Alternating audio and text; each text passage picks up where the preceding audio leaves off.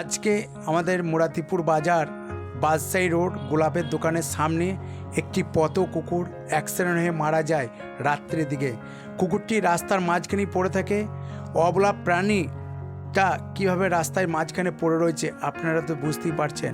শুধু ড্রাইভারদের গাফলতির কারণে এই অবলা প্রাণীগুলো অ্যাক্সিডেন্ট হয়ে মারা যাচ্ছে। ওনারা যদি একটু দেখে শুনে গাড়ি চালায় তাহলে প্রাণীগুলো বেঁচে যায়। শুধু ড্রাইভারদের গাফলতির কারণে কত প্রাণী এইভাবেই মারা যাচ্ছে। আমাকে খবর দেয় প্রাণীটাকে তুলে নিয়ে একটা মাটির মধ্যে সমাধিস্থ করা হয়। পশুপ্রেমী আমি শেখ, আমি সবসময় পথ কুকুরের পাশে থাকি। মৃত কুকুর তুলে নিয়ে তার সমাধিস্থ করি এবং অসুস্থ কুকুর সেবা শুশ্রূষা করে থাকি এবং প্রত্যেক দিনই আমি পথ কুকুরে খাবার দিই। পারলে একটু ভিডিওটা শেয়ার করবেন। প্রত্যেকটা মানুষ এগিয়ে আসুন, অবলা প্রাণীর পাশে দাঁড়ান। মুরাতিপুর।